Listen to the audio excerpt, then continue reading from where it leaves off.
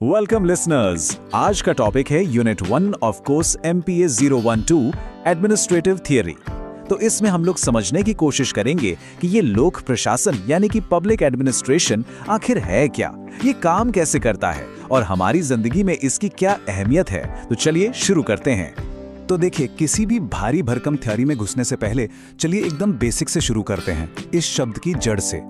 Administration शब्द Latin भाषा के एडमिनिस्ट्रेयर से आया है और इसका मतलब बहुत ही सीधा और सरल है, लोगों की देखभाल करना या मामलों को मैनेज करना। तो इसके दिल में प्रशासन एक बहुत ही मानवीय काम है। आज के हमारी बातचीत का रोड मैप कुछ ऐसा रहेगा। सबसे पहले हम जानेंगे लोक प्रशासन असल में है क्या, फिर देखेंगे इसका दायरा कितना बड़ा है, ये प्राइवेट कंपनियों के मैनेजमेंट से अलग कैसे है, समाज के लिए इसकी इतनी जरूरत क्यों है, और हाँ, आज की मॉडर्न दुनिया यानी LPG के दौर में इसका रोल क्या बन गया है। तो चलिए सबसे पहले सवाल से शुरू करते हैं कि आखिर ये पब्लिक एडमिनिस्ट्रेशन है क्या। तो वुड्रो विल्सन और LD वाइट जैसे जो बड़े थिंकर्स थे, उनके हिसाब से लोक प्रशासन का मतलब है सरकार जब काम कर रही हो, यानी गवर्नमेंट इन एक्शन। ये असल में कानून को जमीनी स्तर पर एक एक डिटेल के साथ सिस्टमैटिक तरीके से लागू करना है। मतलब सरकार पॉलिसी बनाती है और पब्लिक एडमिनिस्ट्रेशन उसे हकीकत में बदलता है। लेकिन देखिए, आज के जमाने में ये डेफिनेशन काफी एक्सपैंड हो चुकी है। अब लोक प्रशासन सिर्फ सरकार की एग्जीक्यूटिव ब्रांच तक ही सीमित नहीं है। अब ये माना जाता है कि इसका काम सरकार की तीनों ब्रांचेस, एग्जीक्यूटिव, लेजिस्लेटिव और जुडिशियल में फैला हुआ है। ये पब्लिक पॉलिसी बनाने में भी एक जरूरी भूमिका निभाता है और अब तो ये प्राइवेट ग्रुप्स के साथ मिलकर भी लोगों को सर्विसेज मुहैया कराता है। अच्छा, तो अब तक ये तो समझ आ गया कि पब्लिक एडमिनिस्ट्रेशन क्या है। अब अगला सवाल, ये काम कैसे करता है और इसका दायरा मतलब इसकी पहुंच कहां तक है। इसकी नेचर को लेकर ना दो बड़े व्यूज हैं। एक तरफ है इंटीग्रल व्यू, जो कहता है कि एडमिनिस्ट्रेशन मतलब सब कुछ, फ्रॉम टॉप टू बॉटम, एक चपरासी के काम से लेकर एक सेक्रेटरी के काम तक सब प्रशासन का हिस्सा है। दूसरी तरफ है मैनेजरियल व्यू, जो मानता है कि नहीं भाई, एडमिनिस्ट्रेशन तो बस टॉप लेवल मैनेजमेंट का काम है, जैसे प्लानिंग करना, ऑर्गेनाइजिंग करना और कमांड देना। अच्छा, अब इसके स्कोप की बात करें तो एक बहुत ही फेमस एक्रोनिम है POSDCORB। इसे लूथर गुलिक ने दिया था और ये उन 7 मुख्य गतिविधियों को बताता है जो किसी भी संगठन को चलाने के लिए जरूरी हैं: planning, organizing, staffing, directing, coordinating, reporting और बजटिंग। लेकिन सवाल यह है कि क्या सिर्फ ये टेक्निक्स जान लेना काफी है? लुइस मेरियम ने इसका बड़ा शानदार जवाब दिया। उन्होंने कहा कि पब्लिक एडमिनिस्ट्रेशन एक कैंची की तरह है जिसके 2 ब्लेड होते हैं। एक ब्लेड है POSDCORB की तकनीकें और दूसरा ब्लेड है उस सब्जेक्ट मैटर की नॉलेज जिस पर काम हो रहा है। मतलब दोनों के बिना काम नहीं चल सकता। चलिए अब एक बहुत ही पुरानी और इंटरेस्टिंग बहस पर आते हैं, सरकारी प्रशासन वर्सेस प्राइवेट कंपनियों का प्रशासन। क्या ये दोनों एक जैसे हैं या बिल्कुल अलग?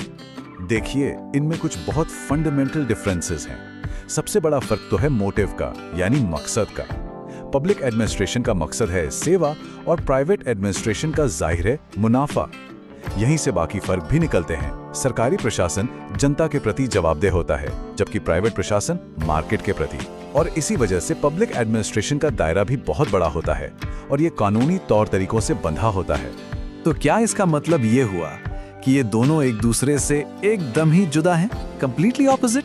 नहीं, ऐसा भी नहीं है। इनमें सिमिलैरिटीज भी काफी हैं, जैसे कि दोनों में ही अकाउंटिंग, HR जैसी कॉमन स्किल्स लगती हैं।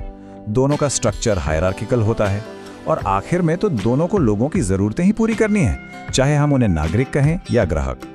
और सच कहें तो आज के दौर में ये लकीरें और भी धुंधली हो रही हैं।